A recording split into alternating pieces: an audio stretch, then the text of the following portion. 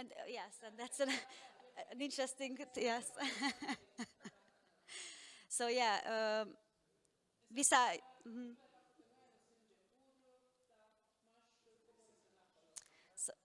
so what happened is like, besides like direct sexualization of these women, also mixed with racism, and I think the translation didn't really, so it couldn't find the right words in English, but in the Hungarian phrase, it was also a bit reference to sexual violence, so not just, not like consensual sex, but I would screw you, like, yeah.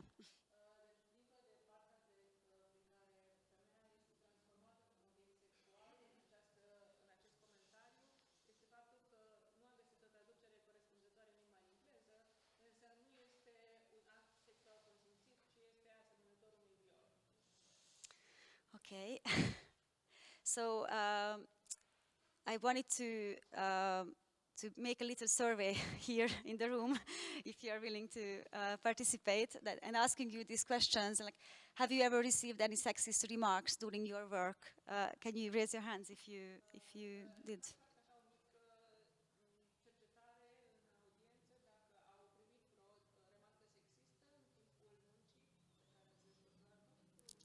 Is there anyone?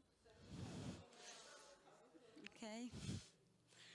Okay. Have you ever been aware of comments about you that had a sexual connotation, like online comments or?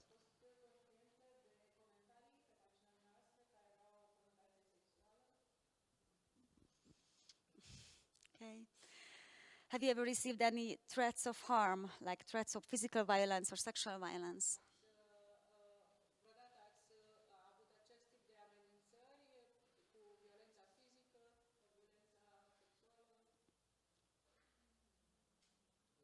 Okay, thank you. So you are not alone with these experiences. Can you switch the... Oops, it's a bit... something happened with my slides, but there was a research which also Iliana mentioned. They actually interviewed more than 100 female MPs and parliamentary staff from European countries.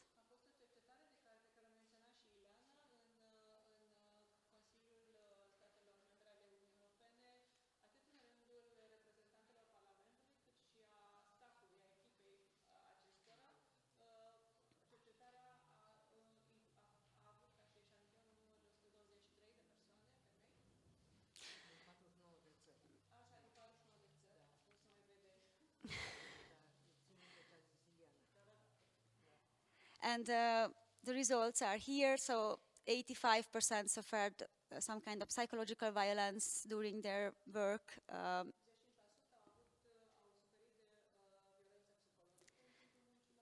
68% was target of comments relating to their physical appearance.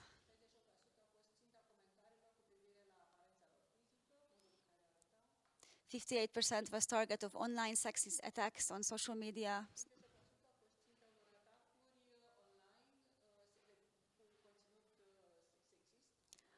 47% received death threats or threats of rape or beating.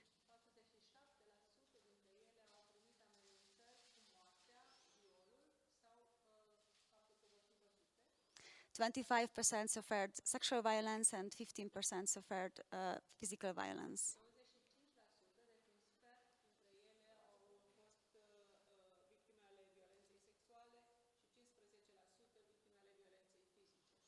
And what's another interesting, there is a study which actually published, and an interesting finding also that like a very low percentage of these women reported these cases and events.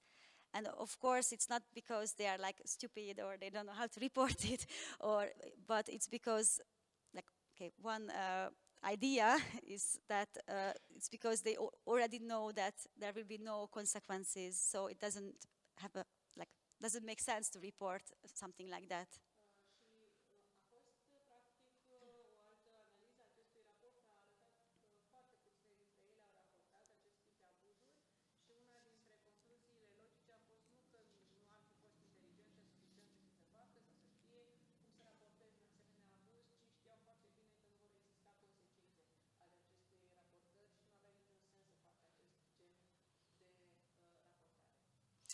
Okay, and so this study also collected some of the women's ideas who were interviewed. What can be a solution, or what would they like to see as a solution to these things?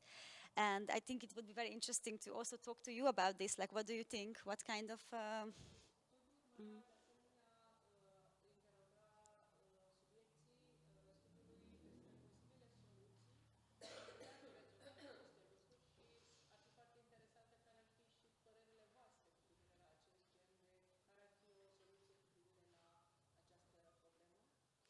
And of course, like some of the solutions, I will just mention a few, but of course, the list is not, so we can continue the list. But of course, like we would need better laws and better policies, also like internal policies for workplaces and for the parliament as a workplace.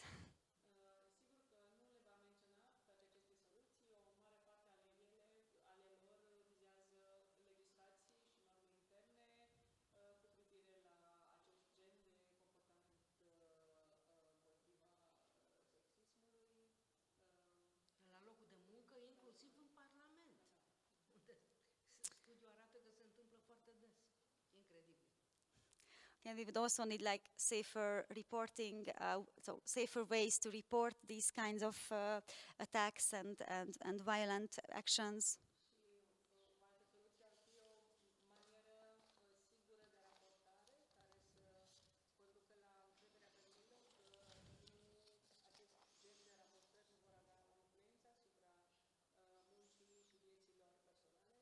And I think we need like a transformation in the political culture and mentalities.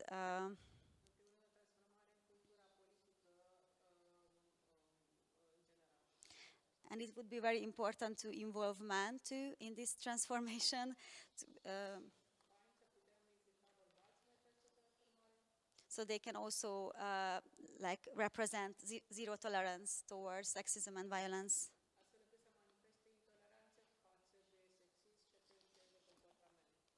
And also, I think it would be nice to encourage solidarity.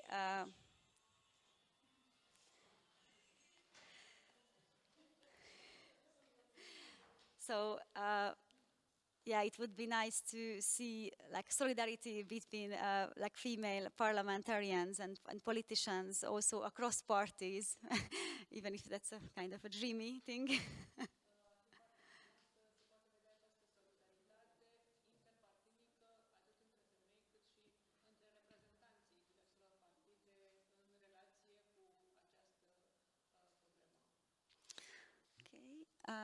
I think that was kind of what I wanted to say. I also brought you this picture of our everyday life of our parliament. He's the prime minister.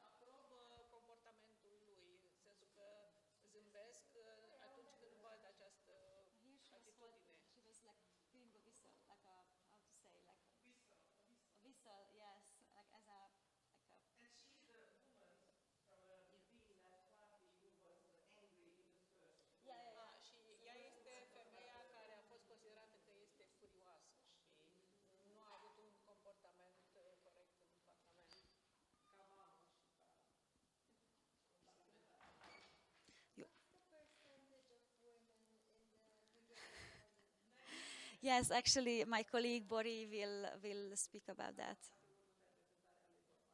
Okay. Thank you.